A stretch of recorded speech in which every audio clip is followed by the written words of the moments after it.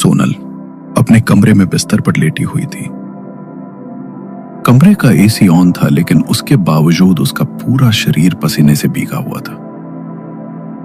उसकी आंखों में एक अजीब सा डर पसरा हुआ था। बार बार करवटें बदलने के बाद भी नींद आने का नाम नहीं ले रही थी। अचानक सोनल हड़बड़ाकर अपने बिस्तर से उठी और उसने अपना ड्रॉअर खोलकर कुछ ढूंढने लगी। मैं और नहीं जाग सकती। ये डर मार डालेगा मुझे। वो फिर मेरे सामने आएगा। मैं उसका सामना नहीं करना चाहती। कहाँ रखी है मेरी नींद की दवाई? सोनल ने ड्रॉअर से सारा सामान निकालकर बाहर फेंक दिया। उसने जल्दी से एक साथ 2 नींद की गोलियां निगली और बिस्तर पर लेट गई। लेकिन उसकी आंखों में नींद अब भी नहीं थी। वो खुद को कोसते हुए सिसक सिसक कर रो रही थी। तभी अचानक खिड़की पर ठक ठक। उस आवाज को सुनते ही सोनल की आंखें डर से भर गईं।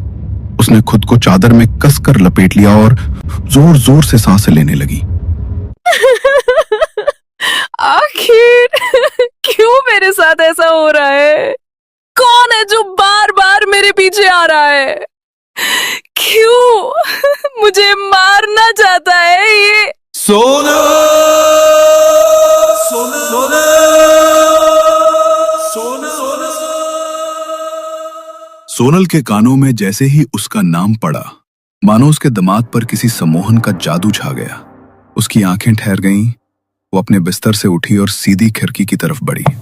कठपुतली की तरह उसने खिड़की खोल दी, लेकिन सामने कोई नहीं था। मगर तभी वहां एक काला साया उभरा और पल भर में सोनल के भीतर समा गया। सोनल का शरीर जोर जोर से कांपने लगा। वो दर्द से चीखी और बेहोश होकर जमीन पर गिर पड़ी। उसकी चीख सुनकर बगल के कमरे में सो रही उसकी मां की नींद टूट गई। हे भगवान, ये तो सोनल की चीख थी। कहीं उसे फिर से दौरा तो नहीं पड़ा? विमला घबरा कर कमरे से बाहर निकली। जैसे ही उसने सोनल के कमरे का दरवाजा खोला, डर के मारे उसकी रूह कांप गई। सोनल दीवार की ओर मुंह किए बैठी थी। उसके बाल बिखरे हुए थे और वो अजीब हंसी के बीच कुछ बड़बड़ा रही थी। वो आ गया। अब कोई नहीं बचा पाएगा। विमला कांपते हाथों से धीरे से उसके कंधे पर हाथ रखती है। कुछ पल तक सोनल शांत रही, लेकिन अचानक वो पीछे मुड़ी। उसकी आंखें गहरे काले रंग की थीं, चेहरे पर खरोंचे उभर आई थीं और मांस बाहर झांक रहा था।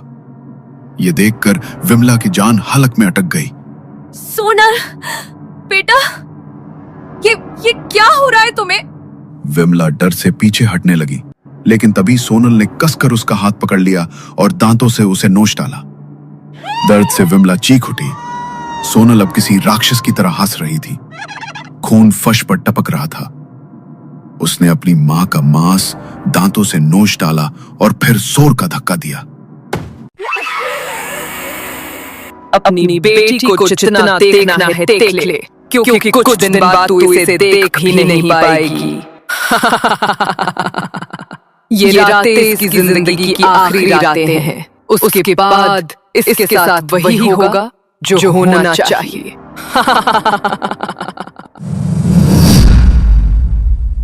शोरगुल सुनकर सोनल के पापा मनोज कमरे में पहुंचे। उन्होंने देखा सोनल और विमला दोनों जमीन पर बेहोश पड़ी थी। फर्श पर खून फैला हुआ था। वो घबराकर दौड़े और दोनों को उठाकर अस्पताल ले गए। आपके घर में कोई पालतू कुत्ता है क्या? किसी ने बहुत बुरी तरह आपकी पत्नी के हाथ के मांस को नोचा है। ऐसा काम तो कोई कुत्ता या कोई जंगली जानवर ही कर सकता है।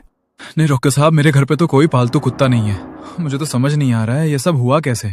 थोड़ी देर पहले तक तो विमला मेरे साथ ही सो रही थी और उसके बाद मुझे चीखने चिल्लाने की आवाजें आई तो देखा कि मेरी बेटी और पत्नी दोनों बेहोश हैं और दोनों की हालत खराब है। समझ नहीं आ रहा आखिर क्या हुआ इन दोनों के साथ। थोड़ी देर बाद उन दोनों को होश आया।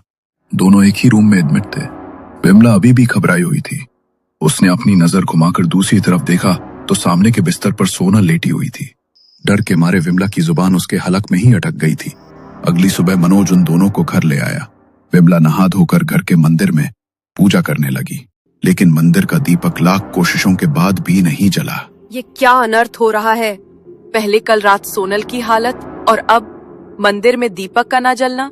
हो ना हो, हमारी बेटी के साथ कोई ना कोई अनहोनी जरूर घटी है। हे गणपति बप्पा, आप ही कुछ रास्ता दिखाओ, मेरी बेटी की रक्षा करो। अरे तुम भी ना बिना बात भगवान को परेशान करती रहती हो। तुम दोनों की तबीयत खराब हो गई थी, अब ठीक हो दोनों, और कोई अनहोनी नहीं घटी है हमारी बेटी के साथ। नींद की दवाइयां जरा कम खाया करो, वरना ऐसे ही भ्रम होते रहेंगे। लाओ, मैं दीपक जला देता हूँ।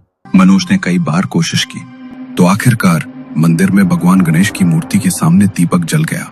बप्पा की आरती करने के बाद विमला आरती की थाली और प्रसाद लेकर सोनल के कमरे में गई तो उसे देखकर सोनल घबराने लगी।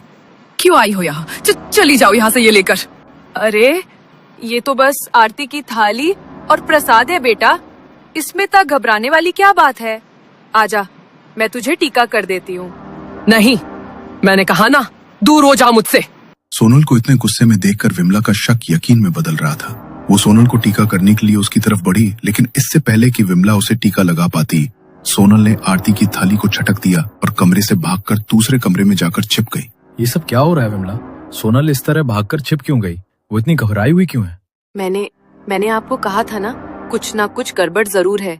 हमारी बेटी पर कोई साया है। तुम फिर से शुरू हो गई। इससे पहले कि विमला आगे कुछ बोलती, उनके घर की डोरबेल बजी। विमला ने जाकर दरवाजा खोला तो सामने सोनल की कॉलेज फ्रेंड शिखा खड़ी हुई थी। अरे शिखा बेटा, तुम आओ, अंदर आ जाओ। आज तो बहुत दिनों बाद आई हो। घर पर सब ठीक है ना? हाँ आंटी, सब ठीक है। मैं तो सोनल से मिलने आई हूँ। पूरा 1 हफ्ता हो गया, ना वो कॉलेज आई है, ना ही उसने मेरी कॉल रिसीव की है। मुझे टेंशन हो रही थी, कहीं उसे कुछ हो तो नहीं गया।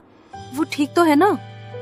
हाँ बेटा, बस उसकी थोड़ी तबीयत खराब हो गई थी। पता नहीं कैसी अजीब अजीब हरकतें कर रही है।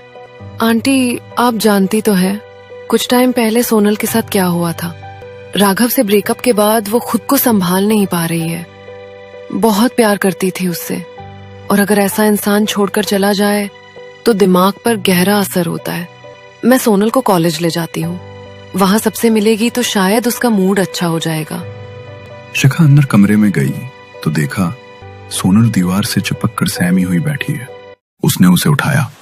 मैं जानती हूँ तुम्हारी हालत बिल्कुल ठीक नहीं है सोनल, लेकिन तुम तैयार हो जाओ और कॉलेज चलो मेरे साथ। बस बहुत हो गया, मैं तुम्हें इस तरह घुटते हुए और नहीं देख सकती। सोनल उठी और कॉलेज के लिए तैयार हुई। शिखा उसे लेकर कॉलेज आ गई। सब उसे देखकर बहुत खुश थे, लेकिन सोनल के चेहरे पर किसी को भी देखकर कोई भाव नहीं आया, मानो वो किसी की बात सुन ही नहीं रही थी। तुम ठीक तो हो ना सोनल? तुम किसी की बात का कोई जवाब क्यों नहीं दे रही हो? सोनल ने उसकी तरफ देखा और चुपचाप वॉशरूम की तरफ चली गई। लगभग 20 मिनट बीत गए, लेकिन सोनल अभी तक वापस नहीं आई थी। कहाँ रह गई ये लड़की? मैं इसे सबसे मिलवाने लाई थी कि इसका मूड अच्छा होगा, लेकिन लगता है इसने खुद को वॉशरूम में ही बंद कर लिया। शिखा वॉशरूम पहुंची तो देखा वहां सोनल थी ही नहीं। उसने सबसे सोनल के बारे में पूछा। सोनल? हाँ, शायद मैंने उसे लाइब्रेरी की तरफ जाते देखा था, लेकिन लाइब्रेरी तो अभी 10 मिनट पहले ही बंद हो गई। क्या? लेकिन वो पूरे कॉलेज में नहीं है। प्लीज मेरे साथ लाइब्रेरी चलो, उसकी हालत पहले ही ठीक नहीं है। वो दोनों जल्दी से लाइब्रेरी की तरफ भागे। वहां पहुंचकर देखा लाइब्रेरी के बाहर ताला लगा हुआ था। घबरा के वे तुरंत गार्ड के पास पहुंचे। शिखा ने जल्दी से गार्ड से कहा कि उसकी दोस्त अंदर फंस गई है और ताला खोलने की गुहार लगाई, लेकिन गार्ड ने उलझन में जवाब दिया कि उसने तो अंदर चेक किया था और वहां कोई भी नहीं था। ये सुनकर शिखा का डर और बढ़ गया। उसके मन में सवाल उठ रहा था कि अगर सोनल अंदर नहीं है तो आखिर गई कहां। तभी लाइब्रेरी के अंदर से ठक ठक की आवाज गूंजी। ये आवाज तो अंदर से आ रही है, प्लीज दरवाजा खोलिए। गार्ड ने जल्दी से ताला खोला। दरवाजा खुलते ही सोनल बेंच पर अपना सिर लगातार पटक रही थी। उसके सर से खून बहकर जमीन पर फैल रहा था। उसकी हालत देखकर सब सन्न रह गए। वे लोग तुरंत उसे अस्पताल लेकर गए और शिखा ने घर पे इन्फॉर्म किया। ड्रेसिंग के बाद सोनल को घर लाया गया। उसकी हालत देखकर विमला खुद को रोक नहीं पाई। मेरी बेटी को डॉक्टर की नहीं, किसी ओझा को दिखाने की जरूरत है। मैं मंदिर जा रही हूँ और पंडित जी को साथ लेकर आऊंगी। मैं तुम्हें नहीं रोकूंगा विमला, तुम जो करना चाहती हो कर लो। मैं सोनल के पास घर पे रुकता हूं। विमला पास के गणेश मंदिर पहुंची।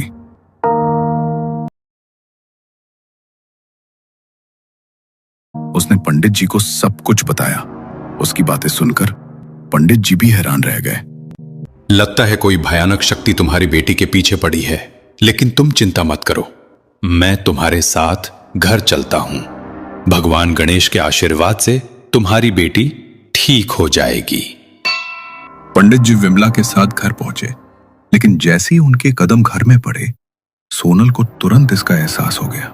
सो दरवाजे की ओर भागी, लेकिन तभी पंडित जी ने उस पर गंगाजल छिड़क दिया। गंगाजल का स्पर्श होते ही सोनल का शरीर जलने लगा और वो जोर जोर से चीखने लगी। तू इसे बचाने आया है, लेकिन मैं इसे जिंदा नहीं रहने दूंगी। तू मुझे नहीं रोक पाएगा पंडित। अगर अपनी सलामती चाहता है तो चला जाए यहां से, वरना इसके साथ तू भी मारा जाएगा। पंडित जी उसकी बातों को अनसुना कर लगातार मंत्र पढ़ते रहे। जैसे जैसे मंत्रों की आवाज सोनल के कानों में पड़ी, वो और जोर से चीखने लगी। उसके कानों से खून बहने लगा। अचानक उसने टेबल से चाकू उठाया और पंडित जी पर फेंक दिया। चाकू सीधा पंडित जी की बाजू में लगा। दर्द के मारे उनका ध्यान मंत्र से भटक गया। उसी समय सोनल ने उन्हें धक्का दिया। पंडित जी का सिर टेबल से टकराया, माथे से खून बहने लगा। यह देखकर सोनल के चेहरे पर शैतानी हंसी फैल गई। मैंने कहा था ना पंडित, इसे बचाने की कोशिश करेगा तो तू भी मरेगा। अभी तो बस शुरुआत है। पहले मैं तुझे तरपा तरपा कर मारूंगी, उसके बाद इसे भी खत्म कर दूंगी। इसके पास कुछ बचे कुचे जीने के दिन थे, अब मैं वो भी नहीं जीने दूंगी। तू होती कौन है मेरी बेटी को नुकसान पहुंचाने वाली? आखिर तू है कौन और क्यों पड़ी है मेरी बेटी के पीछे? मैं कौन हूँ ये तुझे कभी पता नहीं चलेगा। अपनी बेटी की चिता की तैयारी शुरू कर दे, क्योंकि अब ये कल का सूरज नहीं देखेगी।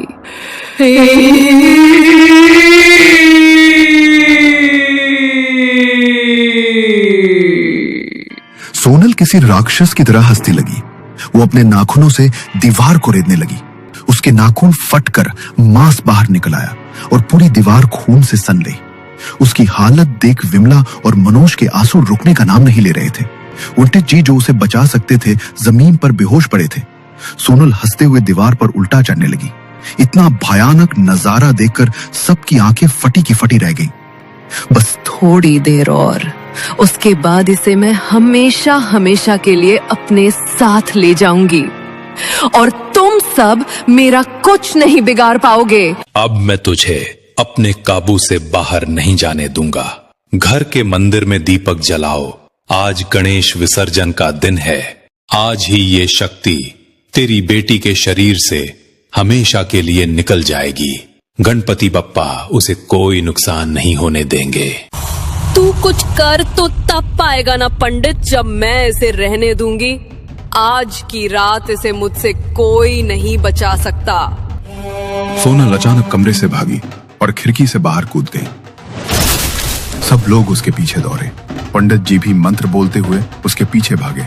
सोनल रोड की तरफ पहुंची, लेकिन वहां गणपति विसर्जन की भीड़ थी। भीड़ के शोर से सोनल के कान फटने लगे।